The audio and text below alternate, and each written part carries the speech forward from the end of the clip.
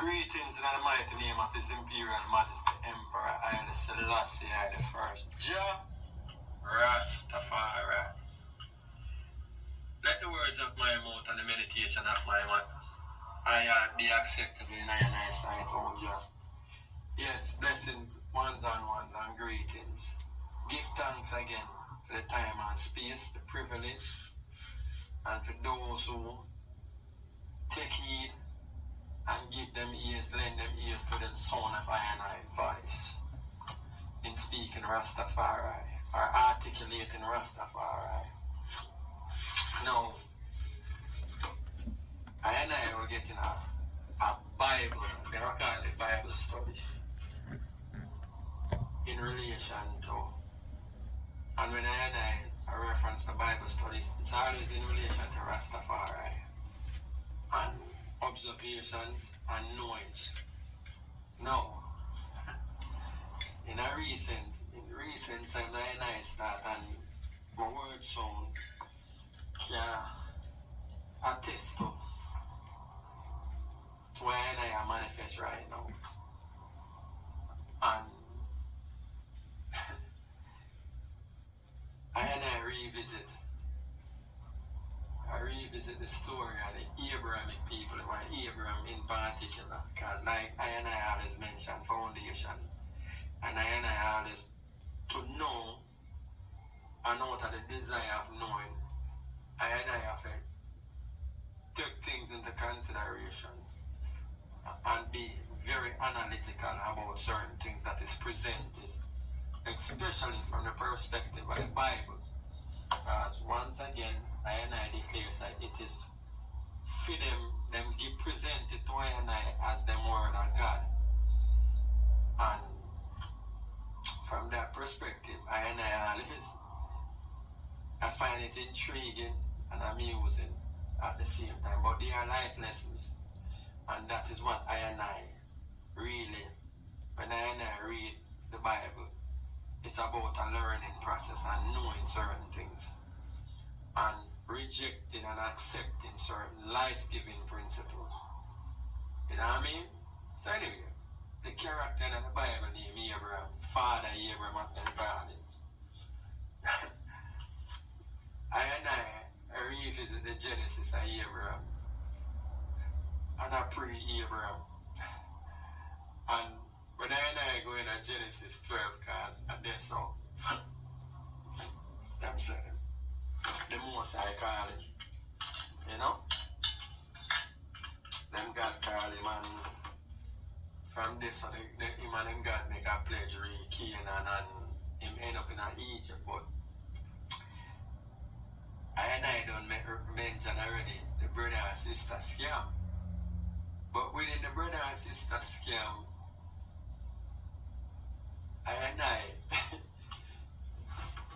in a modern, using modern language, I recognize something about Abraham and Sarah. And the reason why they are laughed is in relation to like, you know, I read many different things, and I in particular, from it's not entertainment, because it's a real life, these people are their real life journey. They have some set of people in the world where they identify themselves as pimps. You know, and a pimp is a man where you utilize woman to achieve material possession and a sudden live. And they often glamorize this degenerate farmer lifestyle, but it is a reality. And like I say, a survival, and any way people find them way for survival. The only thing for survival is survival. There is no critic there. You know what I mean? Well, let me not say there is no critic, but people choose and do things for survival. And it doesn't matter if it goes against the norms of society or the social norms and values of society. So I as Rastafari, I always keep these things in mind. But Anyway, let me revisit. So Abraham him now, him going to Egypt, starting in Genesis. Let's go to Genesis 10. Genesis 12 verse 10. Him enter in Egypt. And him and the Pharaoh. When him enter in the place, him declares Sarah him sister, and the Abraham take, not Abraham, the Pharaoh take Sarah and bring her in him court. No, I can go in that, but that's not the purpose. The intention is to show. So out of that process now, him God rush the Pharaoh basically. And when the Pharaoh recognize the fraud, the deception, him call in Abraham.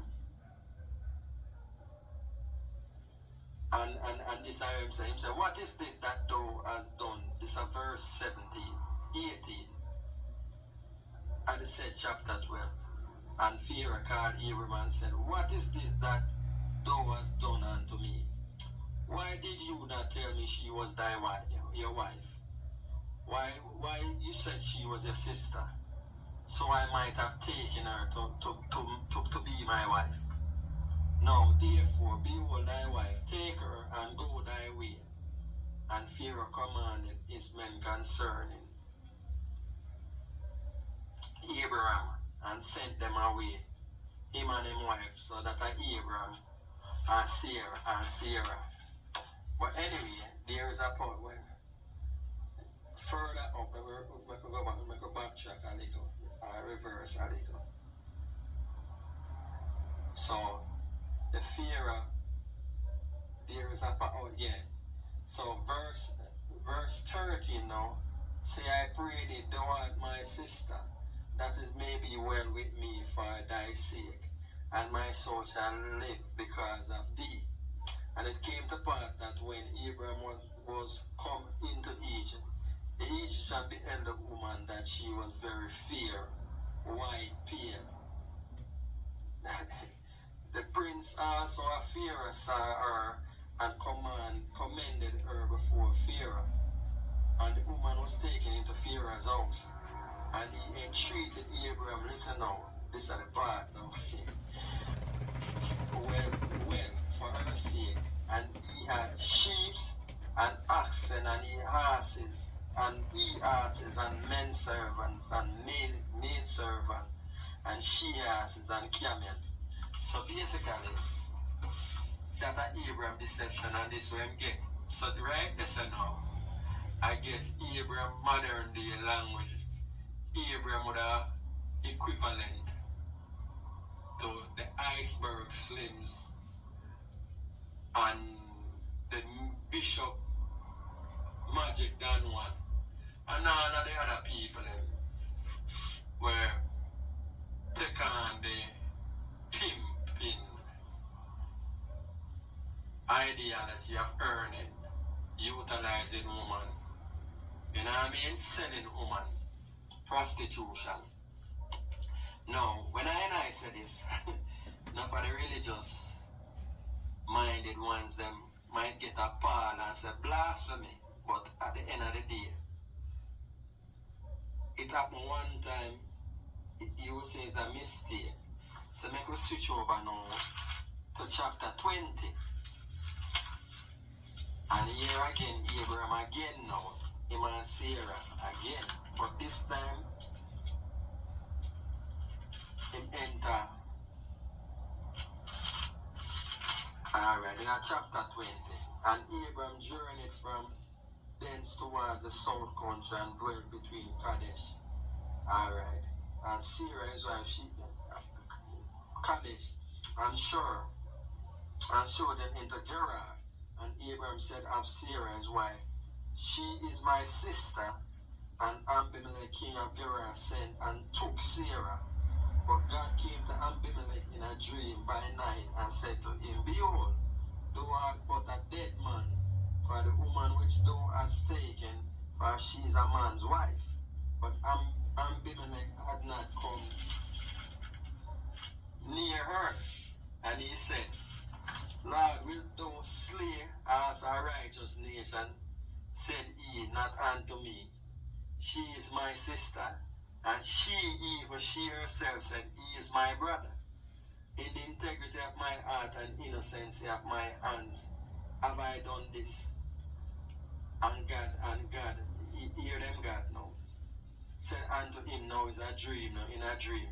Yea, I know that thou did this in the integrity of thy heart, for I also withheld thee from sinning against me. Therefore suffer I thee not to touch her.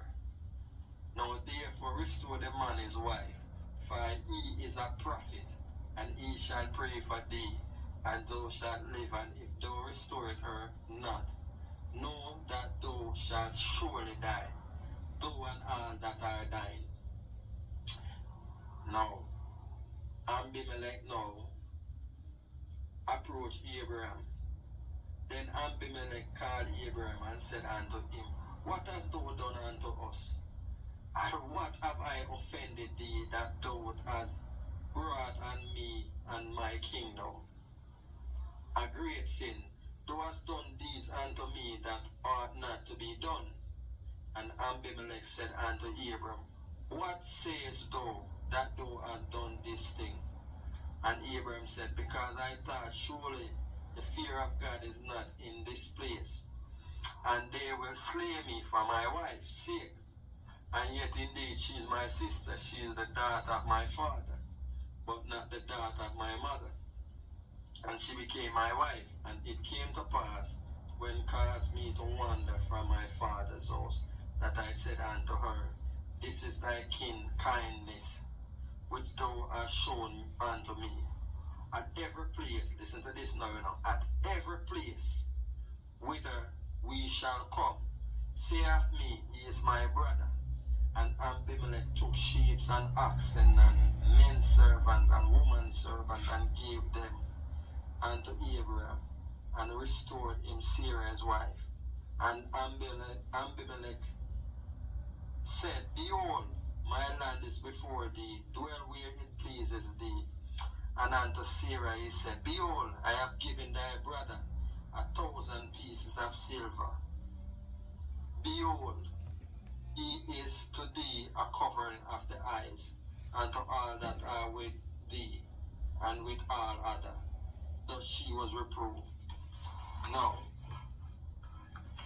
it happened with the Pharaoh, and now it happened again in a Gerar.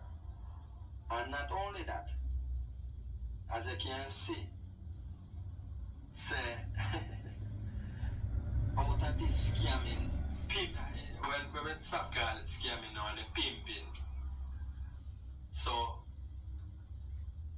Sarah now, she's just as complicit. So therefore, because a whore is a woman who willingly give her a body for money and turn it over to her man, which is the pimp. So now, this is what I and I recognize in the Abraham story, and this is why I and I kind of laughed. You know? And all said and all done, even though I laugh at the situation, and it's funny, because when you read the Bible certain way and you don't pay attention, these kind of things fly over your head in the name of God, and reading things in a religious art and take it literally as them presented. And therefore, the essence of this story for I and I still, and I and I as Rastafari, when we cite up certain things, we take them as learning, teaching moments. And the teaching moment is, yes, we can laugh about Abraham and the pimping. But on a serious note though, what it shows I and I is that between Abraham and Sarah and everything that follows them, whatever it takes to survive, they will do it. And this is the lesson what I and I take from Abraham in that regards, because what I and I recognize about the Abraham character is that it's a slow evolutionary process. I don't the people them where them call them Hebrew. And the natives them in the land of Canaan call them Hebrew because them say it means one who cross over. So this is what Abraham have to do. And when they pray about Abraham, because when you check it out again, you can see it in a journey, in evolution within Canaan and Egypt. And for that matter, the people them all later declare them identity as Israel. And like I say again, and the Canaanites them call them Hebrew. And them declare and claim them identity through Jacob and call themselves Israel. And that is not what they wish to be known by, their identity. Just like I and I as Rastafari declare I and I identity. You know what I mean? I and I not take on the labels them what them call I and I, whether you want to call yourself Black, African American, Afro Jamaican, Ray. I and I as Rastafari declare Rastafari as I and I identity and supreme authority. You see, it's sovereign mind thinking. Declares his Imperial Majesty Emperor Haile Selassie the first as I and I God. Jah Rastafari. So this is the message. And I and I for overs. And yeah, like I say, I laugh guys. If you look at the wealth that Abraham gathered and moved through both Egypt and Canaan, and a youth manipulate the people them.